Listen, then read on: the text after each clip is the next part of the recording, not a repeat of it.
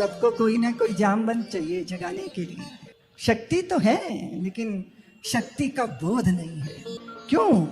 ऊर्जा का बोध क्यों नहीं? क्योंकि मन पर संसार हावी है। और आप सब जानते हो मन एवं मनुष्यानाम कारणम बंध मोक्षये। आपकी ऊर्जा को अवरुद्ध करने की कोई और बाहरी शक्ति नहीं है। आंतरिक पराजय वृत्ति और अपराजय का नाम लेने एकत्रित हुए हैं। अपराजित पौरुष के प्रतीक हैं श्री कृष्ण श्री राम। अपराजित पौरुष, जिसे पराजित ना किया जा सके, बाहरी दृष्टि से भी और आंतरिक दृष्टि से। जो मन पर विजय पा लेता है उसके आसपास जय जय हो जाती है। मनोवृत्ति है ये। आप चाहें तो अपनी वृत्ति को बदल सकते हैं, दुखाकार वृत्ति, व्याकुल वृत्ति, लेकिन ये कृष्ण भावना भावित होती है। दुखाकार वृत्ति ब्रह्मानंद में निमज्जित हो सकती है जब आपको अपनी परंपरा की श्रेष्ठता का बोध होता है। जब आप ये देखते हो कि मैं किस कुल से हूं, कौन सी परंपरा है, भारत की धरती पे जन्मा हूं, मनुज का शरीर मिला है और कम से कम इतने तो संस्कार मिले ही है कि कथा मंडप में आकर बैठ गया हूं। कोई तो पुण्य जागृत होंगे जो इतनी सारे भाग दौड़ की जिंदगी में से समय निकालकर भगवान के चरणों में आ गए। ये कम भाग्य तो नहीं है। कम से कम अपने भाग्य पर ही ताली बजा लीजिए, अपने भाग्य के सौभाग्य पर ही जरा इतरा लीजिए। दुनिया धन में, पद में, प्रतिष्ठा में, मान में बहुत इतराती है। थोड़ा आप भी इतरा लो कि हम भगवान के भक्त हैं, हम उनकी सानिध्य में हैं, हम उनके चरण शरण में हैं। हमें जगत की माया व्याकुल नहीं करती। वो जितना मर्जी डेरा डाल के बैठी हो, हम सारे बंधन तोड़ के भगवान कृष्ण की रूप माधुरी के आकर्षण में बंधे हुए कथा मंडल में आके भगवान की वांगमयी प्रतिमा के चरणों में आ गए। छोटी बात नहीं, अद्भुत घटना है ये। सो जाना, खा लेना, पी लेना, संतानों के लिए रो धो लेना या गौरव कर लेना बहुत साधारण है। पशु पक्षियों के जगत में भी होता है ये। कैसा घर बनाया, कैसा घरौंदा गढ़ा, कितने सुंदर तरीके से घर बनाते हैं वो अपना। और तुम्हें तो आर्किटेक्ट की, इंजीनियर की और कॉन्ट्रैक्टर की जरूरत पड़ती है, वो सब स्वयं ही कर लेते हैं। वो स्वयं आर्किटेक्ट हैं, वो स्वयं इंजीनियर है, वो स्वयं सामग्री एकत्रित कर लेते हैं। वो बया पक्षी का घोंसला देखा आपने? क्या जोरदार कारीगरी। और सांप को तो धोखा देने की इतनी व्यवस्था उस छोटे से पंछी ने की है। और पहले उसका द्वार ऐसा जिसमें एक कमरा है, जहां सांप जाता है तो उसे अंडे नहीं मिलते, वो उलझ जाता है उसमें। लेकिन अंडे कहाँ रखेगा? वो कितने सुरक्षित रहेंगे और कितने हिंसक प्राणियों से बचे रहेंगे। इस सब की बुद्धि वो इतने से पंछी के पास है। आंधियां वृक्षों को उखाड़ सकती हैं, लेकिन वो बया पक्षी के घोंसले को डाल से अलग नहीं कर सकती। ऐसी मजबूती। अब आप अगर उसका घर देखोगे तो अपने घर पे इतरा पाओगे? बोलो ना, बोलते क्यों नहीं हो? और अगर आपके रूप लावण्य की भी तुलना की जाती है तो सारा संसार किससे करता है? आपकी आंखों की तुलना। हाँ, मृग नयनी है। और चाल देखो, हथनी जैसी चाल है। देखो तो जरा, मोर जैसी ग्रीवा है। देखिए तो कितने सुंदर गुलाब की पंखुड़ियों जैसे अधर पल्लव हैं। शंख जैसी गर्दन है। कैसे काले काले घने बादलों जैसे बाल हैं। आपके रूप लावण्य की भी तुलना पशु पक्षी या प्रकृति में ही किसी न किसी से की जाती है। इसका मतलब सौंदर्य के धनी तो वो भी है ना। मीठी कोकिल कूजती हुई आवाज जब कोयल की सुनाई देती है, कितनी मिठास से भरी है। ये सारी खूबियां, ये सारी उपलब्धियों के बाद भी, इतने सौंदर्य के बाद भी वो बेचारे परमात्मा को नहीं पा सकते। और हम मनुष्य का शरीर धारण करे बैठे हैं। हम जिनके अंश हैं उस अंशी को हम प्राप्त कर सकते हैं। यही मनुष्य जीवन का सबसे बड़ा गौरव है। यही गौरव है कि हम माया के जटिल जाल को काट सकते हैं। मनुष्य का यही गौरव है कि आप इस हाईवे एक्सप्रेस वे से 84 लाख योनियों में जो भटका रहा है। हमारे एक संत हैं, बहुत सुंदर वो गीत गाते थे, यही इसी जगत में, इसी जगत का नजारा क्या है, अंडज पिंडज स्वेदज उद्विज। हाँ, हम सोचते हैं कि बहुत सारी चीजें हैं जो हमें प्राप्त करना बहुत जरूरी है, लेकिन हम असली बात भूल गए कि प्राप्त करना क्या जरूरी था। प्राप्त करना जरूरी था प्राप्त की प्राप्ति। आप कहोगे दीदी माँ क्या बोल रहे हो, प्राप्त की प्राप्ति, जो प्राप्त ही है उसकी प्राप्ति। हाँ, परमात्मा प्राप्त ही है पर हमें बोध नहीं है, इसलिए प्राप्त की प्राप्ति। तो इसके लिए कुछ मंत्र चाहिए, कुछ मार्ग चाहिए, उत्साह चाहिए, उमंग चाहिए और किसी संत का मार्गदर्शन चाहिए। तो हमने देखा कि देवी कुंती में वो कीमिया, वो विधा थी। उन्होंने भगवान से क्या मांगा। अगर आपके पास समझ है तो आप जहर को भी अमृत बना सकते हैं। आप ही के इस युग में मीराबाई ने किया, विष अमृत बन गया। बहुत सारे लोग हैं जो अपनी बुद्धि का विवेक जागृत नहीं करते और अमृत को भी जहर बना लेते हैं। और एक वो मीराबाई जिसके हाथ के हलाहल जहर का प्याला अमृत बन गया। कैसे होता है ये? कुंती ने भगवान से क्या मांगा?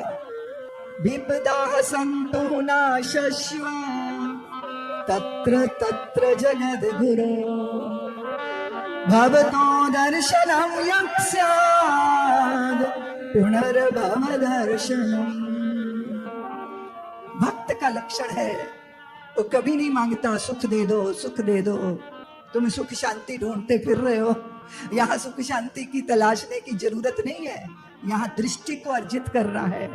जो नेता होता है वो निजाम बदलता है और जो साधु होता है वो मिजाज बदलता है, वो देखने सुनने के तौर तरीके बदलता है। कुंती ने भगवान से कहा कि जब हम सुखों में होते हैं तो हम आपको याद नहीं करते, लेकिन जब हम दुख में होते हैं, विपत्तियों में होते हैं, विपदाओं में होते हैं, तब आपकी बहुत याद आती है और हम आपसे सुख मांगते ही नहीं। सुख के माथे सिर धरे जो हरि हृदय से जाए बलिहारी व दुख के।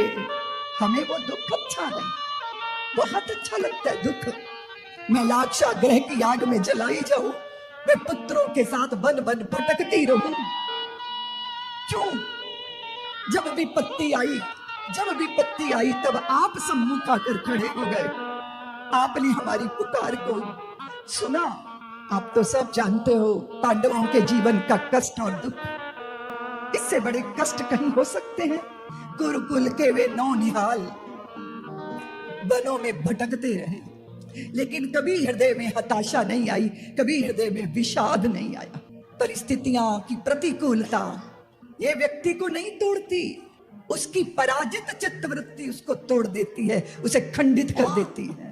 बाहर के हालात तभी तक हम पे प्रभाव डालते हैं जब हम भीतर से दुर्बल होते हैं और जब हम ये निश्चय कर लेते हैं कि मैं परमात्मा का हूं, प्रभु मेरे हैं, मैं कृष्ण का हूं, कृष्ण मेरे हैं। वो संबंध जैसे ही प्रगाढ़ होता है तैसे ही संसार के संबंध अपने आप छूट जाते हैं और व्यक्ति मृत्यु के सम्मुख भी निर्भय खड़ा रहता है, उसके भीतर भय नहीं व्याप्त। भक्त का लक्षण है निर्भय होना दुखों से, दुश्चिंताओं से। और ये पता हो कि पुकारना किसको है, हमारा लक्ष्य क्या है।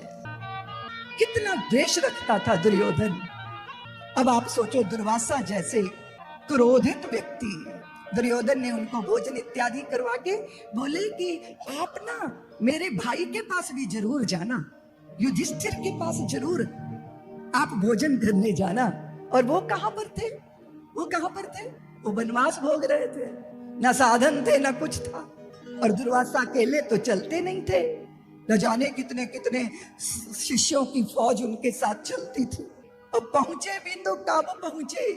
वो पहुंचे सांझ होने जा रही थी तब पहुंचे। और जब कोई आपके द्वार पे आपके पास आए तो शिष्टाचार बस कुछ तो पूछा जाता है ना कि आप भोजन कर लीजिए। अब प्रस्ताव देने वाले ने प्रस्ताव दिया, पर यह भी तो देखना चाहिए कि स्वीकार करने का समय है कि नहीं। बोलो ना देवियों, तुम आधी रात को अपनी भाभी के घर जाओ, और जाके वो घंटी का बटन दबाती रहो, ऐसे लगे जैसे तूफान आ गया हो। और वो तुम्हारी भाभी बेचारी आंखें नींजती जागे उठे और फिर कहे आओ जीजी बाई आओ बैठो, भोजन करो कि क्या। अब रात का 1-1:30 बजा है, उसने कहा भोजन करोगी क्या, तो तुम्हें क्या कहना चाहिए, बोलो ना। और अगर तुम कहो नहीं तुम पूछ क्या रही हो, जल्दी से भोजन लेके आओ, मुझे बड़ी भूख लगी है, ऐसा कहना चाहिए क्या। और एक दिन नहीं खाओगी तो मर तो नहीं जाओगी ना। भाई सामने से प्रस्ताव आया है तो ये तो सोचो कि प्रस्ताव स्वीकार करना है कि नहीं करना।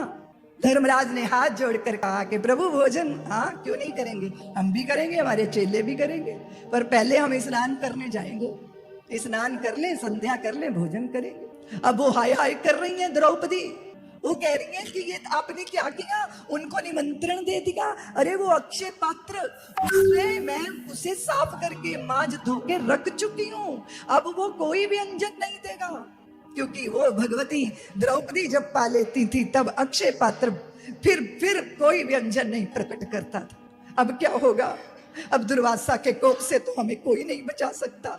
तो कुटिया के पीछे बैठ गई द्रौपदी, हे द्वारकावासिन, हे द्वारकावासिन, हे द्वारकावासिन, यूं पुकारा। कृष्ण भगवान भोजन आरोग रहे थे, ग्रास हाथ में ही रह गया। रुक्मिणी ने पूछा नाथ भोजन रुचिकर नहीं है क्या, आपको स्वाद नहीं लग रहा भोजन, क्या कारण है। भगवान बोले नहीं देवी, भोजन तो स्वादिष्ट है पर हमें कहीं से निमंत्रण आया है।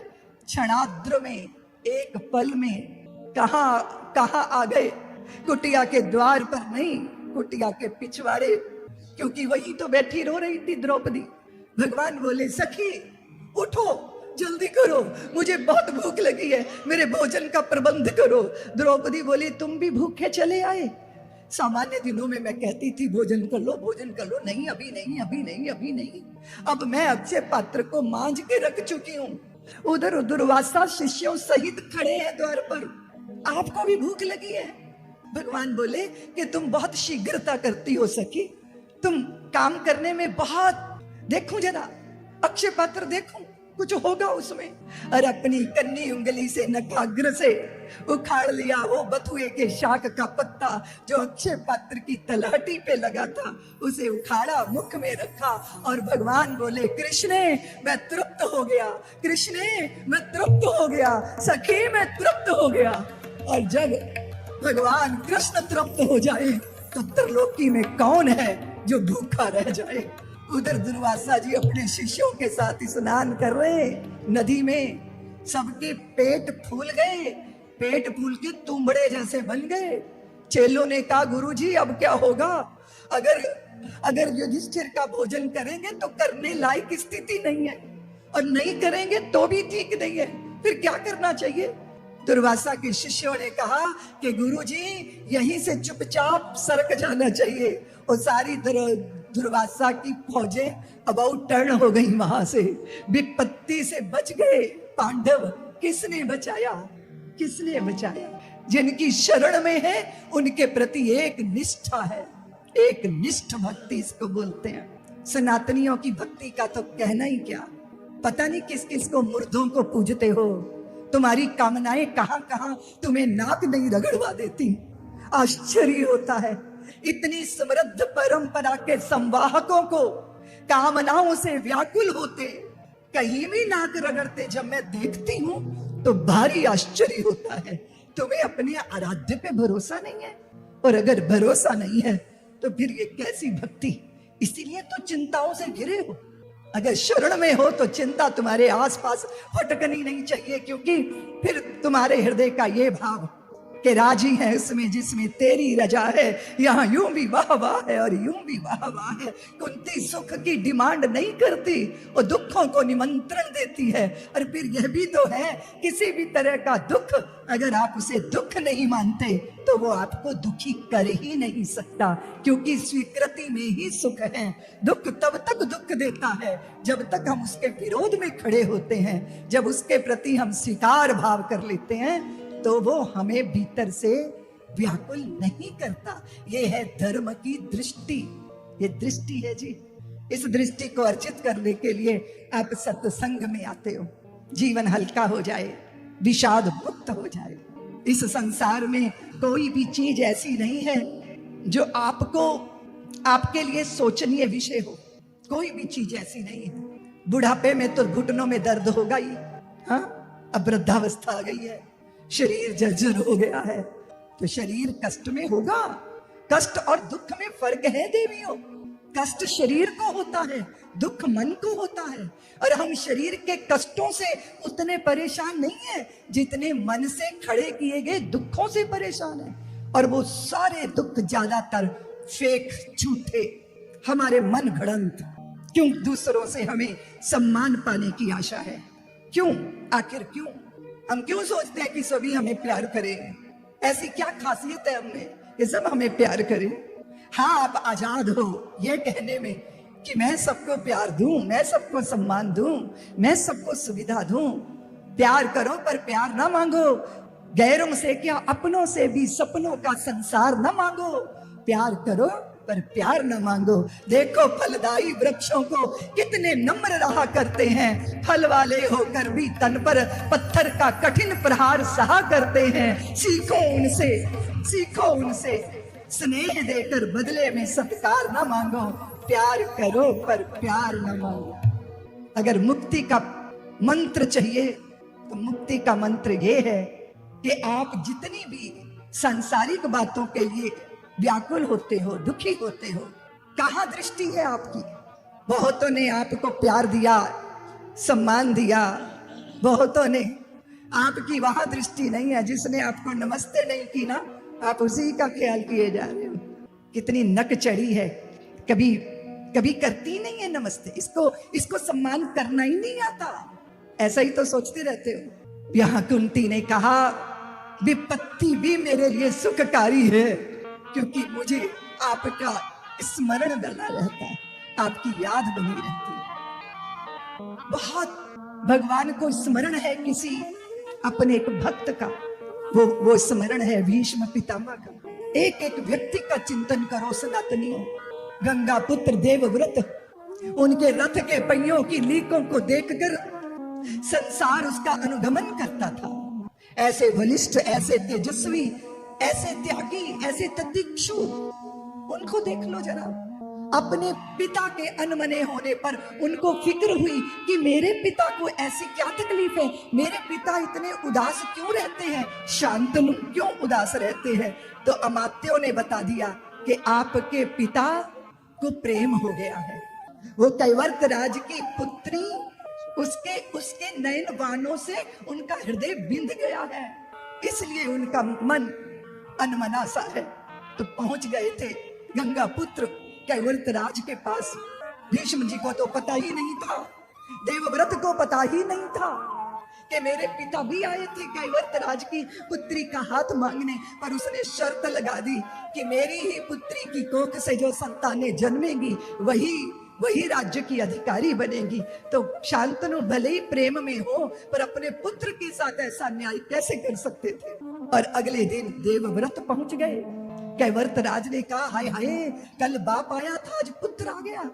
तो गंगा पुत्र बोले, मैं आपकी पुत्री का हाथ मांगने आया हूँ, अपने पिता के लिए, उसे अपनी माता बनाने के लिए मैं आया हूँ। तो सत्यवती के पिता ने कहा कि मैंने तो तेरे पिता से कह दिया था कि मैं राजी हूँ, लेकिन मेरी ही पुत्री की कोख से जो जन्मेगा वही हस्तिनापुर के राज्य का अधिकारी होगा। तो देवव्रत ने कहा कि मैं स्वीकार करता हूँ आपकी शर्त, मुझे स्वीकार है, मैं कभी हस्तिनापुर के सिंहासन की कामना नहीं करूंगा। तो वो चतुर शिरोमणि था कैवर्त राज, सत्यवती के पिताजी। उसने कहा कि गंगा पुत्र, तुम नहीं दावा करोगे, किंतु तुम्हारी संतानें तो हस्तिनापुर के राज सिंहासन पर अधिकार जमाएंगी। तो देवव्रत ने कहा कि मैं विवाह करूंगा ही नहीं, मेरी संतानों का प्रश्न पैदा होगा ही नहीं। दिशाओं ने कहा भीषण है, ये प्रतिज्ञा भीषण है। अखंड ब्रह्मचर्य की भीषण प्रतिज्ञा करने वाले देवव्रत का नाम भीष्म पड़ गया। ऐसा व्यक्तित्व आज शरशैया पर लेटा, वो व्यक्तित्व सूर्य उत्तरायण की तरफ आएंगे तब वो देह का त्याग करेंगे। जब सबके आग्रह पर भगवान रुके तो भगवान को अपने भक्त का भी स्मरण था। भीष्म पितामह जब वीर होते हैं ना देवियों, वो कुछ अलग तरह से अपने आराध्य की पूजा करते हैं। भगवान जब आए, इतने दिनों से भीष्म पितामह शरशैया पे लेटे नेत्र नहीं खोले थे, लेकिन जैसे ही प्रभु वहां पहुंचे, अभी पास भी नहीं आए थे, भीष्म पितामह ने नेत्र खोल दिए। दिशाओं ने पूछा, भीष्म आपने नेत्र खोल दिए इतने दिनों बाद? वो बोले, मेरे प्रभु आ रहे हैं, मेरे श्याम सुंदर आ रहे हैं। कैसे पता चला आपको? तो वक्षस्थल भगवान का वनमाला से, बस वक्षस्थल भगवान का वैजयंती माला से, तुलसी दल की मालाओं से सुरभित उनकी सुगंध दूर से आती, और वो सुगंध को अनुभव करते नेत्र खोल दिए। और बहुत अद्भुत दृश्य है। मुझ पर उपकार करने चले आए आप। भगवान ने कहा कि आत्मग्लानि से जल रहा है धर्मराज युधिष्ठिर का हृदय, आप उपदेश कीजिए, आप धर्मराज को राज धर्म का उपदेश कीजिए। सब बातें जीते हुई उसके बाद भीष्म कहने लगे कि प्रभु, आपको याद है मैंने कैसे आपका श्रृंगार किया था युद्ध के मैदान में? युद्ध के मैदान में ऐसा वाण चलाया भीष्म पितामह ने कि भूमि से धूल उड़ी जब, तो भीष्म पितामह ने कल्पना की कि मैंने भगवान के लिए अबीर उड़ाया है, और जैसे चारों तरफ योद्धाओं का रक्त बहा उसके कण भगवान के शरीर पर, और मालूम वो कण बिंदु ना हो, वो मुक्ता मणियां हो। 108 बाण चलाए थे भीष्म पितामह ने भगवान के वक्षस्थल को भेदते हुए नहीं, लेकिन सजते हुए, और उन बाणों के फर हवा में फहरा रहे थे, मानो 108 पुष्पों की माला भगवान के वक्षस्थल पर शोभा दे रही हो। ऐसा श्रृंगार वीर ऐसे ही अपने आराध्य की पूजा करते हैं। और पितामह ने जो है निर्णय कर लिया था कि हरि से अस्त्र शस्त्र उठवाकर ही मानूंगा, और उन्हीं के हृदय, उन्हीं के प्रिय पार्थ के वक्ष को जब विदीर्ण कर रहे थे बाण, तो भगवान कुपित हो गए थे। रथ का पहिया उठाकर, चाक उठाकर दौड़े थे, और उसी रथ के चाक में सुदर्शन चक्र ने प्रवेश कर लिया था। पितामह धरती पर गिर गए और कहा, समाप्त कर दीजिए इस काया को, आपके हाथों से उद्धार होगा तो मैं कृतार्थ हो जाऊंगा। लेकिन अर्जुन ने चरण पकड़ लिए भगवान के, अपनी प्रतिज्ञा मत भंग करो प्रभु, मुझे किंचन के लिए अपनी प्रतिज्ञा मत भंग करो। आज भीष्म पितामह कह रहे हैं, प्रभु मुझे आपकी वही झांकी का स्मरण हो रहा है, घोड़े की टापों से उड़ने वाली धूल से आपकी घुंघराली अलकावली प्लावित थी, आपके माथे पे शेर बिंदु चमक रहे थे, आपका मुख कोप से लाल हो गया था, और आप रथ का पहिया उठा के मेरी तरफ दौड़े थे। आज उसी झांकी का दर्शन करके मैं धन्य हो रहा हूँ, मैं कृतार्थ हो रहा हूँ। देवियों, आप सोचते हो कि हमारा मन नहीं लगता भगवान की पूजा में, तो भीष्म पितामह से सीखिए कैसे स्मरण करना चाहिए। उनको युद्ध की झांकी स्मरण आ रही है, और जब कभी भगवान के श्री विग्रह के नेत्र, मेरे ठाकुर के नेत्र ऐसे हैं, तो 10 मिनट नेत्र ही का दर्शन करते रहिए, आंखें बंद करके एक एक अंग भगवान के, उनके मस्तिष्क को देखिए, उनकी घुंघराली अलकावली, फिर उनके अधर पल्लव, उनके चरण, उनके सुंदर चिबुक, नासिका, वक्षस्थल, एक एक अंग पर बहुत देर तक अपनी चित्तवृत्ति को टिकाए रखना चाहिए। जब उनकी मंद मंद मुस्कान का स्मरण करोगे तो आपके मुख पर भी एक स्मित हास्य आ जाएगा, मुस्कान आ जाएगी, मन तिरोहित हो जाएगा, मन डूब जाएगा उस झांकी में। ऐसी रूप माधुरी का, भगवान की रूप माधुरी का स्मरण करते करते चित्तवृत्ति तन्मय हो जाती है, और इसका जब अभ्यास हो जाता है तो मृत्यु का प्रसंग जब सामने आता है तो आपका देह गेह में, आपका सुत दारा में, स्त्री पुत्र में मन नहीं अटकता, आपका मन अपने आराध्य की रूप माधुरी में खो जाता है और फिर आराध्य आते हैं, अपने साथ अपने धाम ले जाते हैं। स्मरण रखिएगा, जीवन जो भी है पर मृत्यु मरण सुंदर होना चाहिए। मरण दशरथ जी का भी बहुत सुंदर था। रघुवीर रघुवीर राम राम राम कहते हुए उन्होंने अपने शरीर का त्याग किया था। इसलिए मृत्यु अच्छी होनी चाहिए। भगवान के चरण अपने हृदय में बसाने की प्रार्थना कर लो, और अगर शरण नहीं देते तो चरण ही दे दो, चरण नहीं देते तो चरणों की शरण ही दे दो। इस दिल में बसाने को हरि अपने चरण दे दो, घर चरण दे दे, चरणों में शरण दे दो। इस दिल में बसाने को हरि अपने चरण दे दो, घर चरण दे दे, चरणों में शरण दे दो। इस दिल में बसाने को हरि अपने चरण दे दो, घर चरण दे दे, चरणों में शरण दे दो। हर श्वास में है भगवान तेरा नाम पुकारेंगे, हर सांस में हे भगवान तेरा नाम पुकारेंगे, जीते जी मन मान तुझे पल न विसारेंगे, जीते जी मन मोहन तुम्हें पल न बिसारेंगे, एक पल न विसारेंगे, एक पल न बिसारेंगे। दास अकिंचन को बस यही वर दे दो, घर चरण नहीं देते, चरणों में शरण दे दो।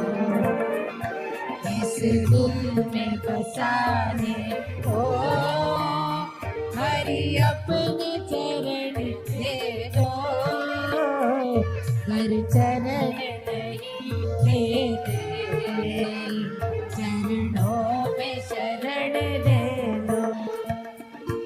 बस इतनी कृपा करना,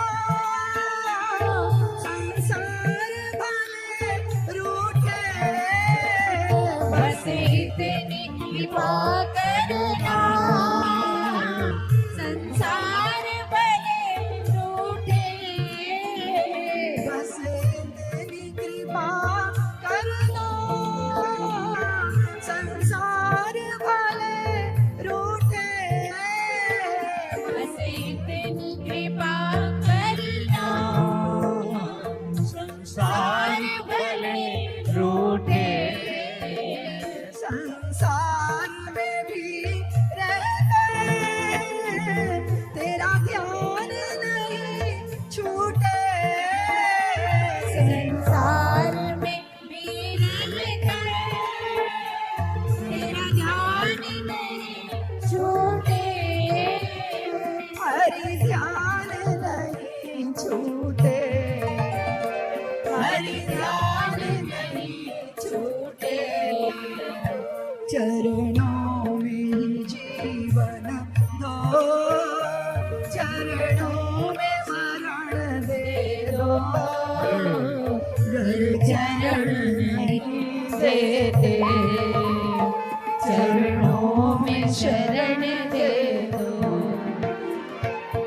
दास किंचन को बस यही वर दे दो,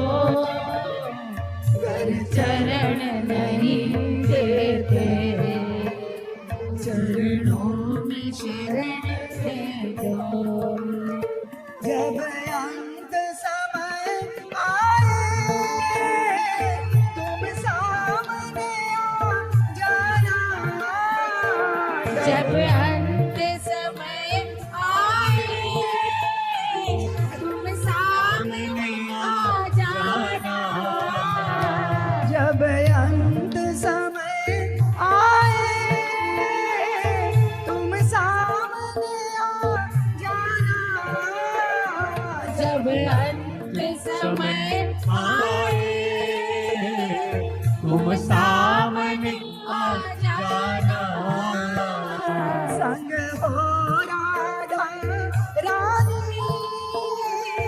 यूं दर्श दिखा जाना संग हो राधा रानी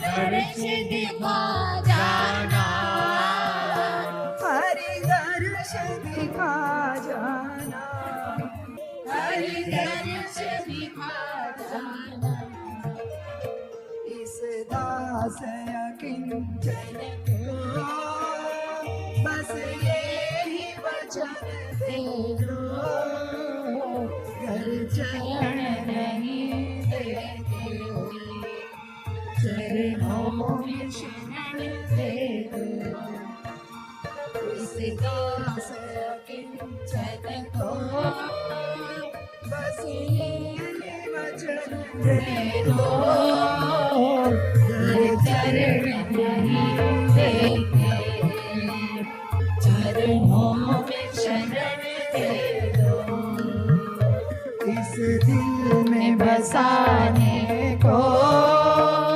हरि अपने चरण दे दो हर चरण नहीं देते चरणों में शरण दे दो चरणों में शरण दे दो चरणों में शरण दे दो उत्तरायण की प्रतीक्षा करते हुए भीष्म पितामह को 2 उत्तरायण मिले। 2 उत्तरायण कैसे मिले? एक तो दिशा, एक तो उत्तरायण और एक भगवान उत्तरा के गर्भ से परीक्षित की रक्षा करके आए थे, इसलिए उत्तरा के गर्भ में प्रवेश करने वाले भगवान भी तो उत्तरायण ही है। त्रिभुवन कमलम तमाल वर्णम रविकर गौरम रामरम दधाने, बहुत अद्भुत स्तुति की है भीष्म पितामह ने। देखिए बहुत कुछ कुल से आता है, परंपरा से आता है। आज परीक्षित अगर गंगा के तट पर शापित होने के बाद में निश्चिंत होकर बैठे हैं, उसके पीछे कारण है कि वो जिस कुल परंपरा में जन्म पाए हैं, वो कुल परंपरा के समस्त एक एक सदस्य भगवान के चरणाश्रित रहे। इसलिए भगवान के चरणों की शरण उनकी माँ ने ली, उनकी दादी ने ली द्रौपदी ने, और उनकी परदादी ने भी ली कुंती ने। ऐसी उज्जवल परंपरा के संवाहक परीक्षित जी महाराज भीमसेन जैसे बलि, अर्जुन जैसे धनुर्धर और युधिष्ठिर जैसे धर्मज्ञ, नकुल सहदेव जैसे सौंदर्य के धनी, सबके प्रति विनम्र रहने वाले, लेकिन कली ने उनके मन को मथ दिया, उसके कारण उनसे अपराध हुआ और उस अपराध के लिए उन्होंने स्वयं दंड भोगना स्वीकार किया। मृत्यु से बचने का उपाय नहीं पूछ रहे, मृत्यु के समय व्यक्ति को क्या करना चाहिए ये उपाय पूछ। मृत्यु तो असंभावी है, इस जगत में कोई ऐसा है ही नहीं जो बदलेगा नहीं या बिगड़ेगा नहीं। हम श्री राम जन्मभूमि के आंदोलन में लगे हुए तो हमारे गुरुदेव कह रहे कि रितंभरा, जब स्टोर के अंदर बहुत दिन तक टमाटर रख दिए जाए सुरक्षित रखने के लिए, तो कितने दिन रख सकते हैं? आखिर तो वो टमाटर नष्ट ही होंगे, सड़ेंगे ही। इससे अच्छा है उनकी सब्जी बन जाए, वो किसी के काम आ जाए। तो ये शरीर भी ऐसा है, काया की माया तो नष्ट हो जाएगी, लेकिन जो श्री राम जन्मभूमि का सत्य है उसके लिए अगर जीवन समर्पित हो जाए, इससे बड़ा कोई सौभाग्य हो नहीं सकता। और हम सब लोग निकल गए, राम जी करा रहे हैं, राम जी का काम है, राम जी के काम में काहे का विराम है। जिंदा रहे तो जग जीवन ललाम है, मर भी गए तो रहने को स्वर्ग धाम है। हमको तो काम बस राम जी के काम से, राम जी का मंदिर बनेगा धूमधाम से। यही एक सत संकल्प जिसने पैरों में रवानी ला दी, प्राणों में उड़ान ला दी, चित्त में एक विकल्प रहित संकल्प पैदा कर दिया। सदगुरु की वाणी जब वेद वाक्य मान ली जाए, बाकी क्या है इस दुनिया का सच। हमारे एक बहुत प्यारे गुरु भाई स्वामी जितात्मानंद जी, उन्होंने एक काव्य लिखा, सब जहां है जहां तक बदल ही रहा, जो रहा वो भी एक दिन बदल जाएगा। 7 वर्ष में पूरा व्यक्तित्व बदल जाता है। अगर आप एक दिन के बच्चे को देखोगे तो 7वें वर्ष उसे देखो, फिर 7 वर्ष में देखे गए बच्चे को 14वें वर्ष में देखो। 7 वर्ष तक हड्डी मांस मज्जा रक्त चमड़ी का रंग ढंग सब बदल जाता है। ख्वाहिशें दिल की अब तक न पूरी हुई, कीमती वक्त यूं ही निकल जाएगा। सब जहां है जहां तक बदल ही रहा, जो रहा वो भी एक दिन बदल जाएगा। एक महिला ने मुझे फोन किया, बोली दीदी माँ मैं बहुत दुखी हूँ, मैं आत्महत्या कर लूंगी। मैंने कहा तुझे क्या हुआ? बोले मेरी पति मुझे बिल्कुल प्यार नहीं करते, दुकान पे चले जाते हैं, फोन करके पूछते ही नहीं कि तुमने चाय पी कि नहीं, तुमने भोजन किया कि नहीं। अरे मैंने कहा ये बता तेरा ब्याह हुए कितने साल हो गए? बोले दीदी माँ 24 साल हो गए। मैंने कहा अब तो पीछा छोड़ दे, अभी भी उसी कल्पना में खोई है 24 साल पहले की कल्पना। वो खुशी की दिल ने दुनिया बनाई खुशी के लिए, पर दुखों का समुंदर उमड़ता रहा। दिल ने दुनिया बनाई खुशी के लिए, दुखों का समंदर उमड़ता रहा। वो खुशी की झलक ना मिली अब तलक, तेरे अरमानों का रंग ढल जाएगा। जो रहा वो भी एक दिन बदल जाएगा, जो रहा वो भी एक दिन बदल जाएगा। बेबसी के बहम में अरे बाबले, बेबसी के बहम में अरे बाबले, जिंदगी तेरे दिन ये गुजरते गए, जिंदगी के तेरे दिन गुजरते गए। मौत के जलते शोलों शरारों में पड़, मौत के जलते शोलों शरारों में पड़, ये तेरा नर्म दामन भी जल जाएगा। यही सच है, यही सच है। होश की अब दवा कर जरा सोच ले, होश की अब दबा कर जरा सोच ले, कुछ नसीहत फकीरों की तू मान ले। होश की अब दबा कर जरा सोच ले, कुछ नसीहत फकीरों की तू मान ले। अपने कदमों की रफ्तार को मोड़ के, अपने कदमों की रफ्तार को मोड़ के, यदि चलेगा तो अब भी संभल जाएगा। अपने कदमों की रफ्तार को मोड़ के, यदि चलेगा तो अब भी संभल जा। इस बदलते जमाने से अब तू बदल, रुख बदल के जरा देख अपनी तरफ। देखा कभी अपने को? जब प्रातः काल शीशा देखो तो फिर अनुभव करो कि आप भगवान के हस्ताक्षर हैं, आपका व्यक्तित्व ठाकुर जी के साइन है। आप जैसा जगत में कोई दूसरा नहीं है। अपने को प्यार किया कभी? ये जो काया मिली है, ये जो शरीर मिला है, ये जो संतुलित बुद्धि मिली है, ये जो प्यारा सा दिल अंदर धड़क रहा है, ये तेरी आंखों की जो रोशनी है, कौन समाया है इसमें? जरा झांका उसकी तरफ। दूसरों को देखते हो, फलाने ने नमस्ते नहीं की, उसने इज्जत नहीं दी। और ये दीदी माँ 25 साल पहले मेरी सासू माँ ने जो मुझे गहने चढ़ाए थे आज तक देखने को नहीं मिले, पता नहीं कहाँ दबा के बैठी है। अरे वो तुझे गहने याद है? उसने हीरे जैसा पुत्र तेरी झोली में डाल दिया, वो तुझे याद नहीं है? उसका कभी धन्यवाद दिया? उसके लिए कभी कृतार्थ हुए? कैसे सोचते हो, कैसे सोचते हो? अपने इस बदलते जमाने से अब तू बदल, रुख बदल के जरा देख अपनी तरफ। तू वही जो जितेंद्र न बदला कभी, तू वही जो जितेंद्र न बदला कभी, ना बदलता रहा ना बदल जा। आप नहीं बदले। आप कहोगे दीदी माँ हम तो बदले, आपका शरीर बदला, आप नहीं बदले। आपका बचपन गया, आपने अनुभव किया।